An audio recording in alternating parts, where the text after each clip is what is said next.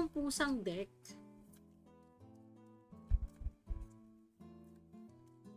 Oh, yun na.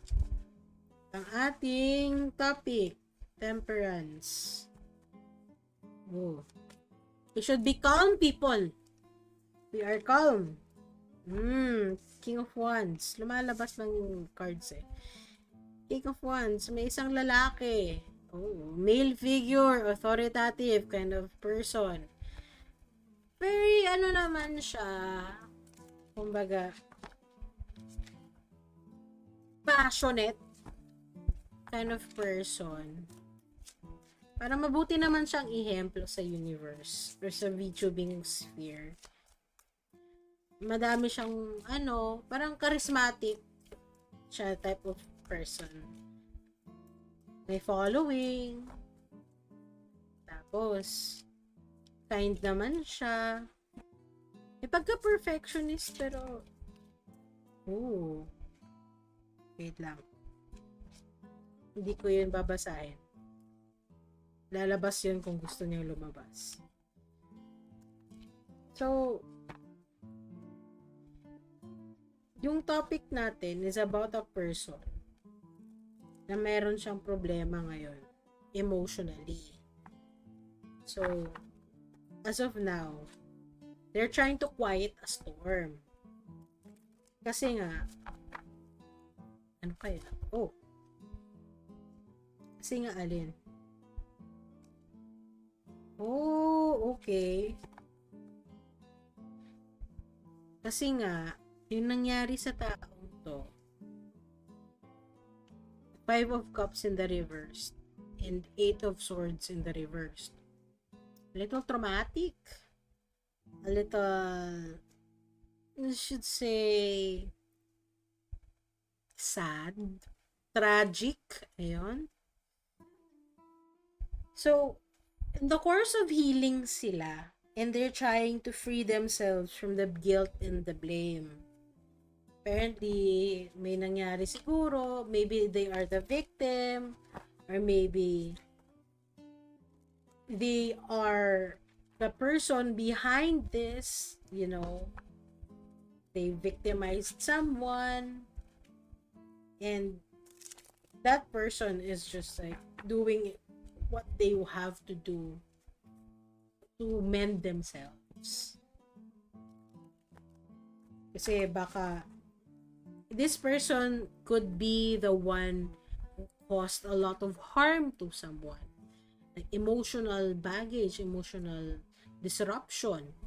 And the person here could be, the person here could be like being trapped, being blamed, being made to be accountable sa mga kasalanang hindi niya naman ginawa, or this person has been tested. So, tignan natin kung ano ba to. There are possibilities na siya yung biktima, and there are also possibilities na siya yung reason na may biktima. So, ano ba talaga? Siya ba yung biktima? Yes or no? Or may inaway siya? Ano ba talaga parts? May inaway ba siya?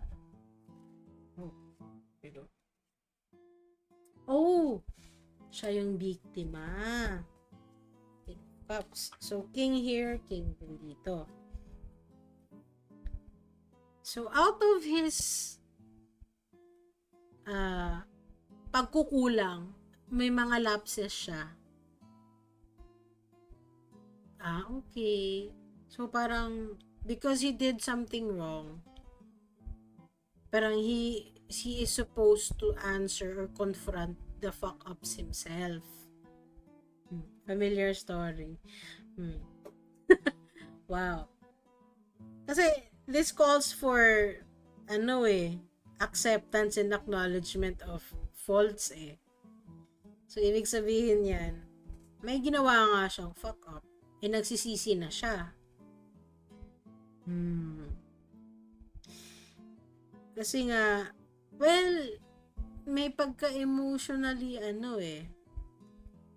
emotional, hindi naman backstabber, pero manipulative, emotionally manipulative tong person na to. Especially King of Cups in the reversal. Parang, treat this as a mature person, pero dahil yung gusto niya, okay? They want what they want, and it shall be the only thing that will happen. Sa makatwid, kung ano yung gusto niyang mangyari, dapat yun talaga yung mangyayari. And kung ano yung goal na yon, kahit anong gawin niya, dapat at the very end, yun lang yung goal na mangyayari. So, sa pilitan. So, pipilit niya talaga kung anong gusto niya. Kahit anong mangyari, kahit sino pa masaktan, whatever they need is whatever they need. You know? Whatever they want to accomplish, yun dapat yung ma-accomplish. Or else, things will not be as perfect as they could be. They would be. So, medyo, yun yung emotionally manipulative side nito. Kasi, gagawin nila at the best of their abilities to bend and break every rule just for their favor. Oh. Wow. Just for their favor. Just for their own intent. Their own motives. Oh boy. Pero feel ko nagsisisi na naman siya. Tignan natin. Nagsisisi na ba siya? Hindi pa rin siya nagsisisi. We have the Knight of Wands in the reverse. Now, whenever I see this, hi Yubi! Welcome! Whenever I see this card, parang nagsasabi na, oh, may fuckboy tayong kasama.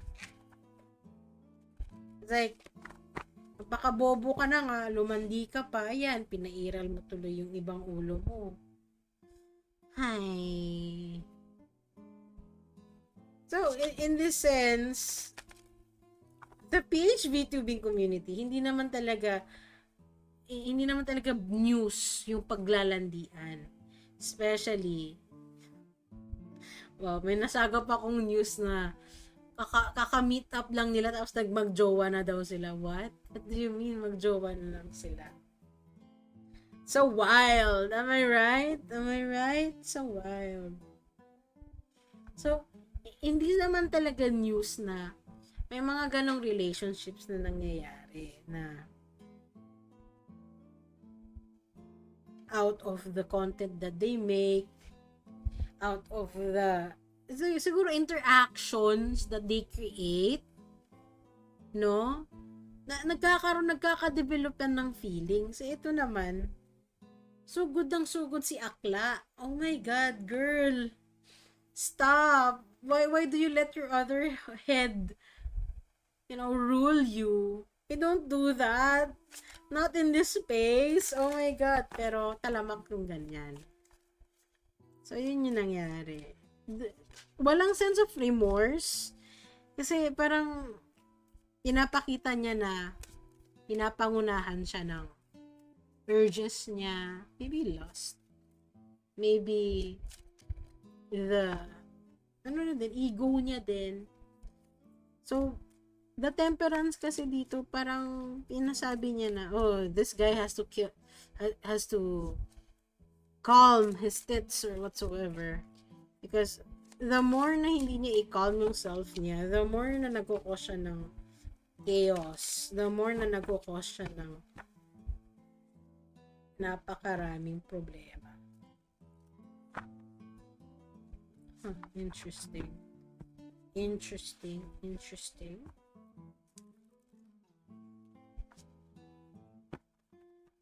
Instant, ano yan? Oo, may nakita akong post, nakita lang sila tapos, magjowa na agad. Such a level of parasocialism, am I right? So, anong resolution ng dating na to? Ayun. 7 of Wands. Kailangan niya munang malaman kung anong problema niya. Ando na nga sa kanya yung problema eh. Pero I believe na kailangan natin bigyan ng benefit of the doubt. Kailangan niyang ma-learn for himself kung ano yung problema niya. Para mag-gets niya kung ano ba talaga yung problema. Alam mo yon, like, in order for a person to understand what they've read, they have to earn the idea or the ability to comprehend. Gets nyo? Like, paano mo maintindihan yan kung wala kang learning comprehension? Paano mo maitatagpi yung ganito, ganyan, kung hindi mo naiintindihan yung gist of the story? 'Di ba? So, parang kailangan niya din ng discernment whatsoever para sa ginawa niya. Oh boy, parang redemption arc to.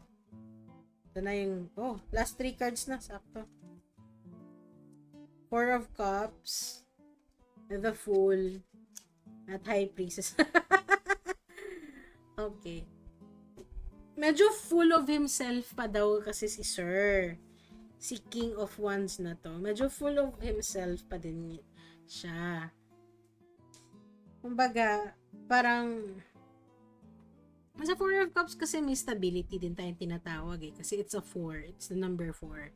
Parang grounded din siya. It's an even out number. Evenly spread out number. Kasi 1 for each side. 4. Ganon. So, may sense of stability. Emotionally, although, parang emotionally full siya. Kasi, yung 4 of Cups, dinedenote niya na it's a time and space where, kumbaga, enough na para sa'yo yung feelings mo. Nabigyan ka na ng tamang, pero it doesn't last long. Just because nanalo ka right now, doesn't mean na mananalo ka forever. Parang ganon. There's a sense of stability here and it's temporary lang. I think this is gonna be like a fleeting memory of his ego whatsoever. Kasi masashock siya na hindi madaling mag-start over until sinastop niya yung pagiging in denial niya. You get it? Like, Miss Ma'am, Sir, you will never understand the lesson of the story if you do not, let yourself be schooled by the yun.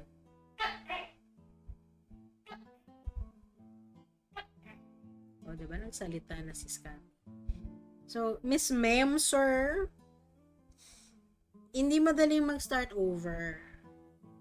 It's not easy. And you will never understand the lesson that is supposed to be for your growth if hindi mo kino-confront yun by yourself. If you're not letting it manifest in your life.